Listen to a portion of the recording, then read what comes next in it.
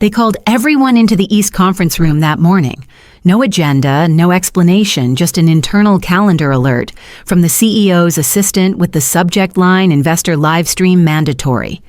We crowded around the screen, our reflections flickering in the chrome trim as the broadcast began. A smooth-voiced host from corporate communications introduced the highlight of the event. Today we unveil Chryson Dynamics' biggest leap forward in autonomous network stability. My heart picked up a quiet anticipation pulsing behind my ribs. This was it. 3 years of testing sleepless nights, whiteboard diagrams, layered over whiteboard diagrams, stabilization through predictive error modulation in distributed robotics. Mine. Then the camera shifted to Taryn. I watched as he stepped confidently onto the platform. In his hand was the prototype module I'd built. Behind him, a slide appeared, the screen glowing with a title that hit me like a slap: the Roth Stabilization Engine. No mention of me, no co-inventor credit, not even an asterisk. My throat constricted as he spoke about team breakthroughs and cross-functional synergies, tossing around words he barely understood. He mimicked my phrasing, repackaged my math into sound bites. He smiled like it was his. When the feed cut out and the room burst into polite applause, I stood still. I think someone congratulated me, not realizing what had just happened. Or maybe they did, and that was the point. Taryn caught me in the hallway as I headed back to my office. "You're brilliant, Kalis," he said, as if that should be enough. "But the board felt you weren't camera-friendly." I looked at him, absorbing the absurdity. My pulse had gone completely still. I felt like a bone cooling in a freezer. "That's the reason I asked." His shrug was a full stop. "Optics matter. Let's not make this a thing." I didn't respond. I walked past him back to my desk, closed the door, sat. Then slowly, deliberately, I opened my terminal. I pulled up the internal Git repository, and then the external mirror I'd quietly archived months ago. Every commit, every log, every change, my name embedded in every line. I scrolled through the evidence not of his theft, but of my authorship. This wasn't revenge, not yet. This was just the beginning. I barely slept that night. Every time I closed my eyes, I saw the slide, the Roth Stabilization Engine, blazing behind my eyelids like an insult carved into neon. By morning, I'd resolved to confirm what I already suspected. The pitch might have excluded me from the spotlight, but the patent filings, those were legal documents. Official, immutable. Or at least they were supposed to be. I logged into the internal intellectual property portal under my engineer credentials. It wasn't where the high-level filings lived, but it was enough to track metadata. Submission dates, modification logs, contributor lists. I typed in the patent tracking ID I knew by heart. The stabilization protocol I'd nurtured like a second child. The first thing I noticed was the author field. It read, Taryn Roth, lead inventor. J. Amiri, co-contributor. M. Lang, co-contributor. That was it. I stared at the screen, willing it to correct itself, to reload, to remember me. Then I navigated to the back-end access logs.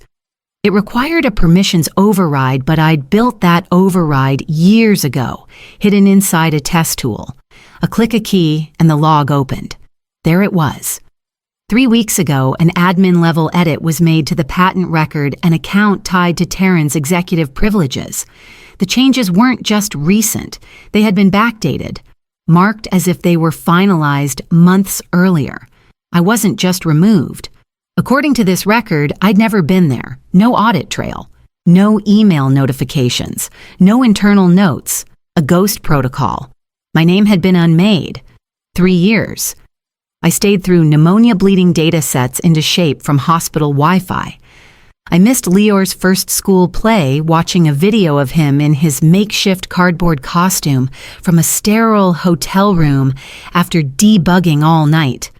I had given this company every waking cell of my brain, and they erased me. For team unity. I closed the log, leaned back, and stared at the ceiling. For a long time, I didn't move. Rage wasn't hot.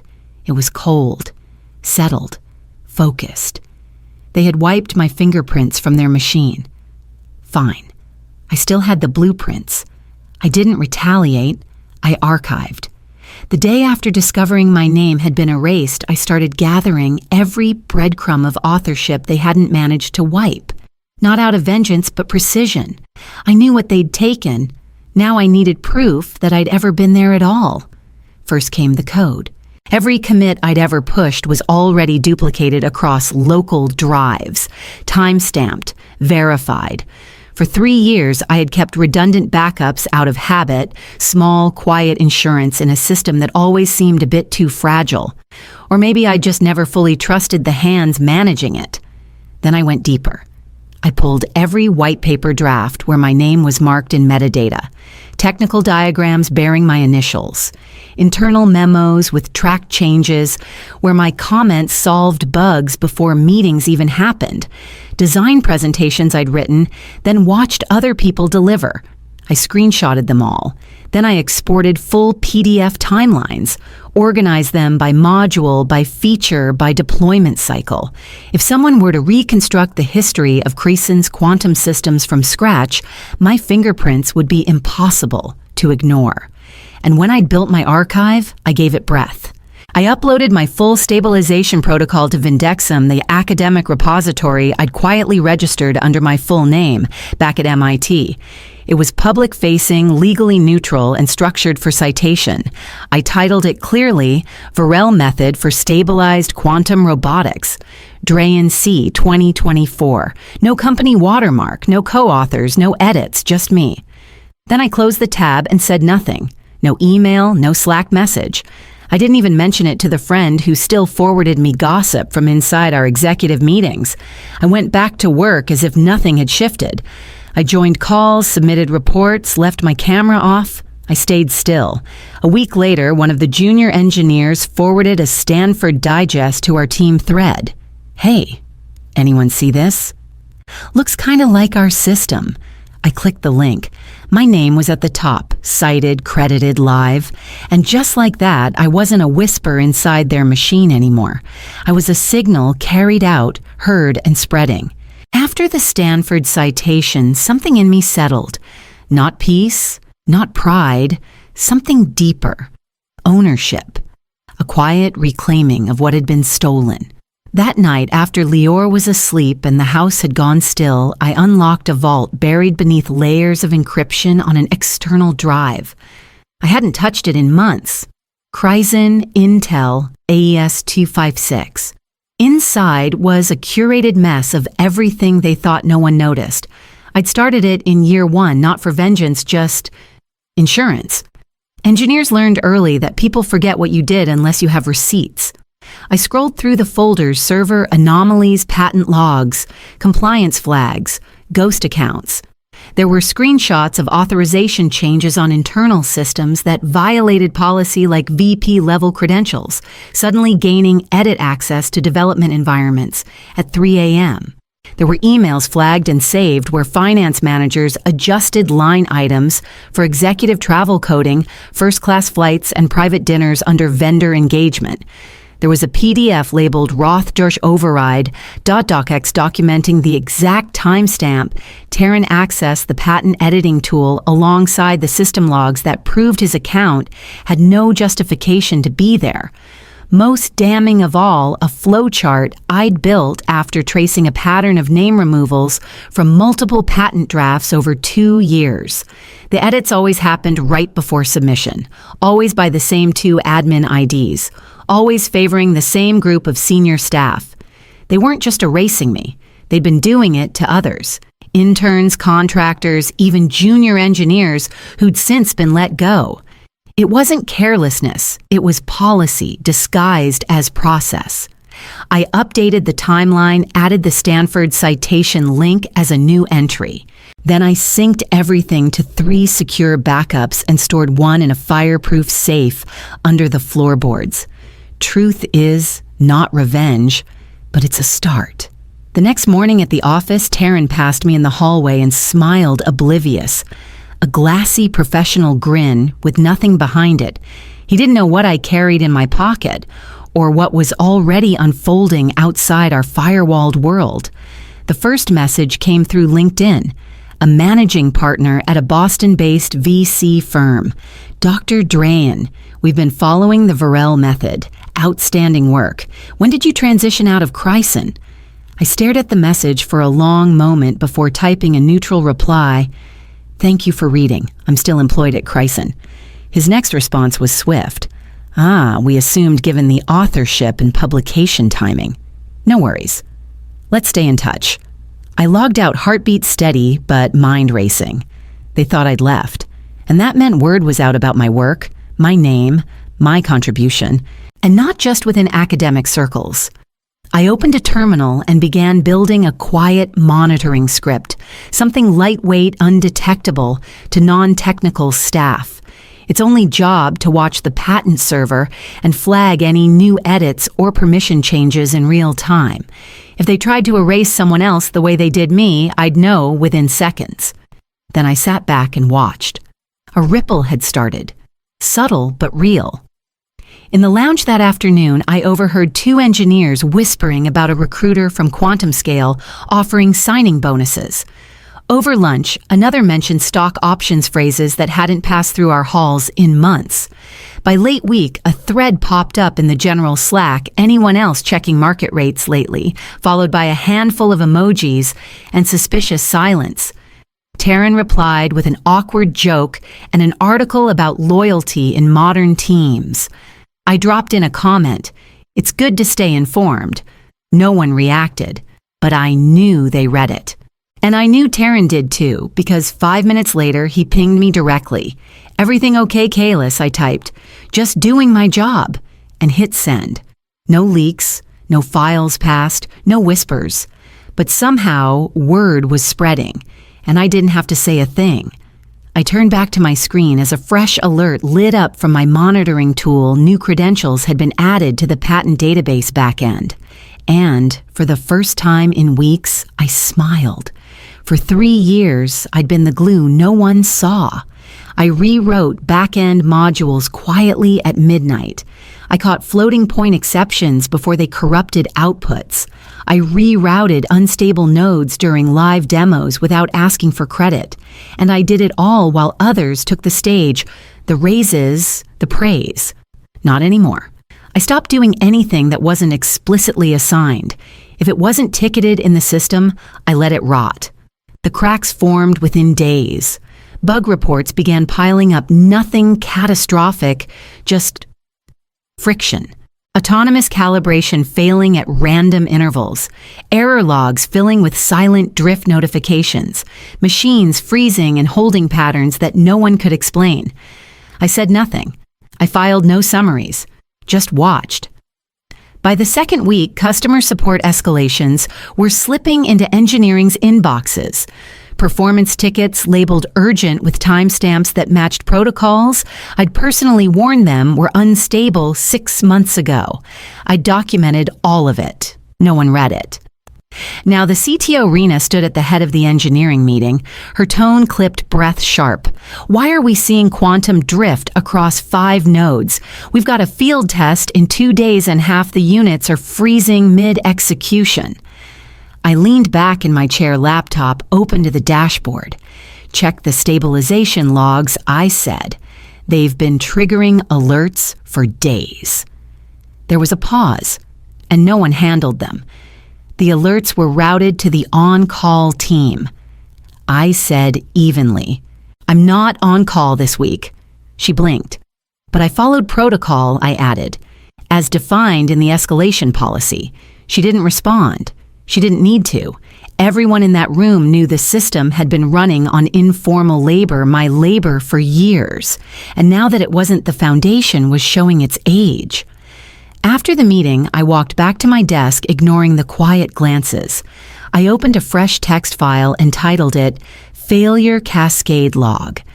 I had a feeling I'd need it soon. I didn't raise my voice. I raised questions. The first email had a cheerful subject line, Minor IP Logging Inconsistencies. Please review.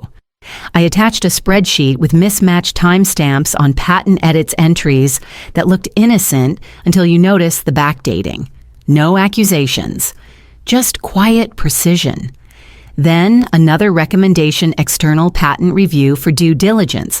I phrased it like I was helping, protecting the company. Happy to assist with documentation, I wrote. It didn't take long for the compliance team to bite. A woman named Riva from internal audit responded clearly rattled. I could almost hear the urgency behind her overly formal tone.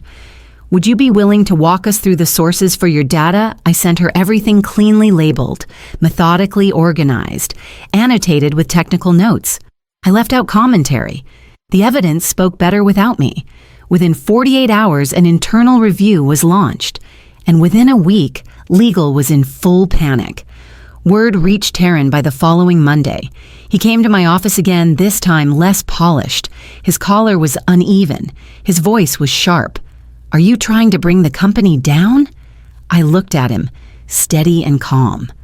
No, I said. I'm just protecting the intellectual property you care so much about. His nostrils flared. I returned to my screen. The internal audit portal had gone live that morning. I watched in real time as red flags bloomed across multiple filings. Inventor credits missing. Submission logs with duplicate IDs. Prior art citations that had been removed in late-stage edits, always under Taryn's admin credentials or someone linked to him. 1 patent, then 3, then 8. And none of them involved me anymore. That was the part he hadn't considered. By erasing me, they'd revealed the whole mechanism. My absence had turned the lights on. I opened a fresh document and labeled it Cross-Patent Irregularities, Summary Phase. Riva had asked if I'd be willing to prepare a more comprehensive analysis. I told her yes, because now they weren't just correcting my name. They were starting to see the scope of what had been broken and how much silence had covered it all this time. The invitation came from the research chair at a mid-size AI conference in Denver. The subject line read simply, "We'd be honored if you spoke." I almost didn't reply. Then I remembered the name they used mine. Not a team, not a company, just Kalis Drayan. I said yes. I flew out quietly, took no company time, and listed no affiliation. My presentation was slotted on the second day, just after lunch. The room wasn't packed, but it was focused. I stood behind the podium, steady voice eyes on my slides, and delivered a talk titled The Real Costs of Invisible Engineers. I didn't name names. I didn't expose Chryson directly. I talked about cultures of attribution patterns of silence, how technical debt and invisible labor accumulate until systems and people crack under them. But I also talked about resilience, about precision, about the responsibility we carry when we build what no one else understands. When I stepped down, no one clapped right away. They just looked at me, some stunned, some guilty. Then the applause came not loud, but steady, intentional. By the time I returned to the hotel, my inbox was overflowing. Consulting offers, panel invitations. 3 startups wanted to discuss alignment. A venture firm asked if I was exploring transitions. Back in Seattle, the ripples hit harder. A quiet leak, maybe intentional, reached federal patent authorities. The investigators reopened several Chryson filings, focusing on attribution gaps, suspicious edit histories, and internal audit flags. That same week, 2 of our strongest engineers submitted notice. By Friday, 3 more followed. One left a post-it on his monitor that just said, "Thanks for everything. You kept us alive longer than they deserved." The system staggered but stayed upright for now. No one mentioned me directly. No one needed to. At the office, I updated my files, downloaded new HR exit interview templates, and watched as the structure bled talent in slow, steady waves. The demo was for a defense contractor. 30 people in the room, another 60 on live stream. Chryson's flagship system. Our flagship system was supposed to run a seamless, autonomous navigation cycle with real-time stabilization. It failed 20 seconds in. The units froze mid-process, then twitched and stalled. One began spinning in place like a confused child. Error messages lit the control display, while Taryn stumbled through a half-scripted explanation about sensor feedback latency. Behind him, the CTO's hands were shaking. By morning, Taryn had crafted a story, unknown sabotage, possibly internal. "We're conducting a full review." I didn't respond. I didn't have to. The next day, the FBI showed up. They weren't there about the demo. They were there because someone had submitted a formal complaint about deliberate misrepresentation of inventor records tied to multiple federal patent filings. They carried boxes out of legal and IT. 2 agents pulled metadata from internal repositories. The office went quiet like a school during a bomb drill. I sat at my desk calmly updating my resume. Taryn passed by twice without looking at me. The third time, he stopped. "Did you?" I looked up. "Did I?" What he lowered his voice. "Did you send the complaint?" I tilted my head slightly. "I submitted a clarification to the patent office 2 weeks ago regarding author attribution." "That's not what I'm asking." "I know." Legal called later that afternoon. Asked if I'd be available to help clarify technical ownership timelines. I'd be happy to, I said, and meant it. Then I returned to the browser tab where a startup founder had asked if I could start within the month and whether I had preferences on equity structure. I replied that I'd need 2 weeks. Then I shut my laptop and looked around the office one last time. The desks were half empty. The code was bleeding errors. And the truth finally was walking through the door. 6 months later. Creason Dynamics was a memory. The federal inquiry turned into a public spectacle.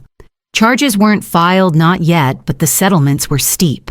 Their entire patent portfolio was frozen, and their defense contracts collapsed overnight. By the end of the quarter, the board had dissolved. A private equity firm bought what was left and carved it up like salvage. Taryn resurfaced briefly on LinkedIn, no photo vague title consultant. Within weeks, the account was gone. The patent office quietly reassigned credits. My name now sat at the top of the stabilization protocol, legally recognized as the primary inventor. The paper version of the Varel method had been cited 932 times and counting. I never replied to the researchers who reached out, but I saved every message. I didn't take the highest job offer. I chose the one with the cleanest architecture and the clearest terms, a small AI firm out of Palo Alto called Halden Ridge. No hierarchy, no smoke. Full creative control, a seat at the table, founder equity, my own lab. Lior visited on my second Friday. He ran past the receptionist, skidded across the polished floor, and stared at the glowing blue node array blinking gently behind glass. "You're building them again, I am." He touched the glass.